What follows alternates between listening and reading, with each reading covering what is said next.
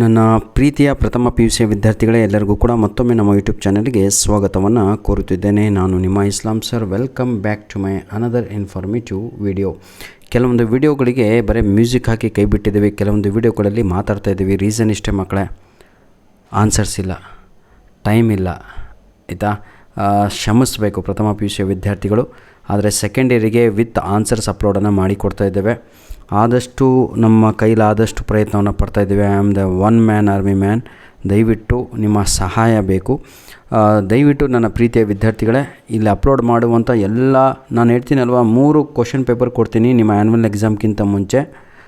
3 ಯಾರು ಕರೆಕ್ಟಾಗಿ ಓದ್ಕೊಂಡು ರೆಡಿ ಆಗ್ತಿರೋ 100% ನಿಮ್ಮ ಆ್ಯನ್ಯುವಲ್ ಎಕ್ಸಾಮಲ್ಲಿ ತಾವುಗಳು ಏನನ್ನು ಕಾಣ್ಕೋಬೋದು? ಎಸ್, 100% ನಿಮ್ಮ ಆ್ಯನ್ಯುವಲ್ ಎಕ್ಸಾಮಲ್ಲಿ ಔಟ್ ಆಫ್ ಔಟ್ ಅಂಕಗಳನ್ನು ಪಡೆದುಕೊಳ್ಬೋದು.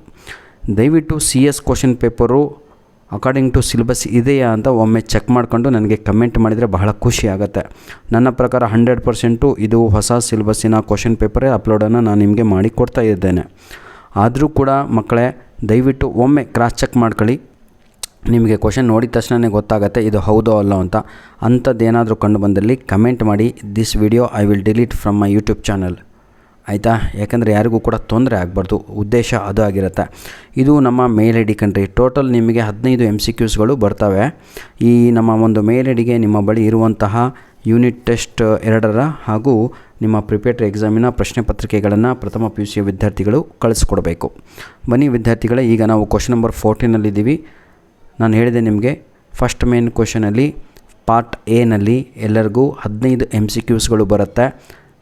ಪ್ಲಸ್ ಸೆಕೆಂಡ್ ಮೇನಲ್ಲಿ ಪಾರ್ಟ್ ಎನಲ್ಲೇ 5 ಫಿಲ್ ಇನ್ ದ ಬ್ಲ್ಯಾಂಕ್ಸ್ ಇರುತ್ತೆ. ಟೋಟಲ್ಲು 20 ಮಾರ್ಕ್ಸ್, 1 ಮಾರ್ಕಿನ 20 ಕ್ವಶನ್ಸ್ ಇರುತ್ತೆ. ಪಾಸಿಂಗ್ ಮಾರ್ಕ್ಸ್ ಹೇಳೋದಾದರೆ 70ಗೆ ಕೇವಲ 21 ಕರೆಕ್ಟಾಗಿ MCQಸು ಫಿಲ್ ಇನ್ ದ ಬ್ಲ್ಯಾಂಕ್ಸ್ ಬರೆದುಬಿಟ್ರೆ ತಮ್ಮ ಪಾಸ್ ಅಂತಲೇ ಅಲ್ಲಿಗೆ. ಯಾಕಂದರೆ 21 ಮಾರ್ಕ್ಸು ಬಂದರೆ ನೀವು ಪಾಸ್ ಅಂತ ಕನ್ಸಿಡರ್ಡ್ ಆಗ್ತೀರಾ ಆನ್ಯುವಲ್ ಎಕ್ಸಾಮಲ್ಲಿ. ಯಾಕಂದರೆ ಭಾಳ ಜನಕ್ಕೆ ಅದು ಕೂಡ ಡೌಟ್ ಇರುತ್ತೆ. ಇಲ್ಲಿ ತಾವುಗಳು ನೋಡ್ಕೋಬೋದು, ಏನಂತೀರ, ಇಂಪಾರ್ಟೆಂಟ್ ಕ್ವಶನ್ಸ್ಗಳು ಬರ್ತಾ ಇದ್ದಾವೆ. ಈ ಫಿಲ್ ಇನ್ ದ ಬ್ಲ್ಯಾಂಕ್ಸ್ ಮುಗೀತು. ಈಗ ಸೆಕೆಂಡ್ ಪಾರ್ಟಲ್ಲಿ ನಾವು answer any 4 of the following questions ಅಂತ ಇದೆ. Each question carries 2 marks.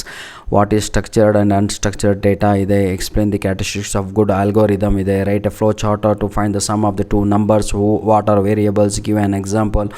Explain if else the statement with the syntax and give an example. Explain arguments and the parameters in a function. Explain the assessing elements in a tuple. Explain the functions of the count and the index in the tuple. ನೋಡಿ ವಿದ್ಯಾರ್ಥಿಗಳೇ, ಓದ್ಕೊಂತ ಹೋದರೆ ಏನು ಉಪಯೋಗ ಇಲ್ಲ. ನೀವು ಈ ಪ್ರಶ್ನೆಗಳನ್ನು, ಈ ಒಂದು ಕ್ವಶನ್ ಪೇಪರ್ನ ಯುಟಿಲೈಸ್ ಮಾಡಿಕೊಂಡು ಒಳ್ಳೆ ಅಂಕಗಳನ್ನು ನಿಮ್ಮ ಎಕ್ಸಾಮಲ್ಲಿ ತೆಗೀರಿ. ಇನ್ನೊಂದು ಮುಖ್ಯವಾದ ವಿಷಯ, ಈ ವಿಡಿಯೋದ ಡಿಸ್ಕ್ರಿಪ್ಷನ್ ಬಾಕ್ಸಿನ ಕೆಳಗಡೆ ನಿಮಗೆಲ್ಲರಿಗೂ ಕೂಡ 100% ಇಂಗ್ಲೀಷು ಆ್ಯನ್ಯುವಲ್ ಎಕ್ಸಾಮಿಗೆ ಬರುವಂತಹ ಲಿಂಕ್ಸ್ಗಳನ್ನು ಇದೇ ವಿಡಿಯೋದ ಡಿಸ್ಕ್ರಿಪ್ಷನ್ ಬಾಕ್ಸಲ್ಲಿ ಕೊಟ್ಟಿರ್ತೇನೆ. ನಮ್ಮ ಟಾರ್ಗೆಟ್ ಇರುವಂಥದ್ದು ಆ್ಯನ್ಯುವಲ್ ಎಕ್ಸಾಮು. ಯಾವುದೇ ಕಾರಣಕ್ಕೂ ತಾವುಗಳು ಕಡಿಮೆ ಮಾರ್ಕ್ಸ್ ತೆಗಿಬಾರ್ದು, ನಿಮ್ಮ ಅಪ್ಪ ಅಮ್ಮಗೆ ನಿರಾಶೆ ಮಾಡಬಾರ್ದು ಅಂತ ಅಷ್ಟೇ. ಅವರು ಸಂತೋಷವಾಗಿದ್ದರೆ ನಿಮ್ಮ ಅಂಕಗಳು ಏರ್ತಾ ಹೋಗ್ತವೆ. ಮೊದಲು ಅವರ ಆಶೀರ್ವಾದವನ್ನು ಪಡೆಯಿರಿ, ಸಂತೋಷವಾಗಿರಿ. ಎನಿಹೌ, ತಾವುಗಳು ದಯವಿಟ್ಟು 2 ಮಾರ್ಕ್ಸ್, 3 ಮಾರ್ಕ್ಸ್, 4 ಮಾರ್ಕ್ಸ್ ಇಂಗ್ಲೀಷಿನ ಪ್ರಶ್ನೆಗಳಿಗಾಗಿ ನಮ್ಮ ಒಂದು ಯೂಟ್ಯೂಬ್ ಚಾನಲ್ ಸಬ್ಸ್ಕ್ರೈಬ್ ಮಾಡಿಕೊಂಡು, ಇಂಗ್ಲೀಷೇ ಬರಲ್ಲ ಅಂದವರಿಗೂ ಪಾಸ್ ಮಾಡಿಕೊಡ್ತೀನಿ. ಇಂಗ್ಲೀಷ್ ಬರುತ್ತೆ ಅಂದವರಿಗೆ ಫಸ್ಟ್ ಕ್ಲಾಸು.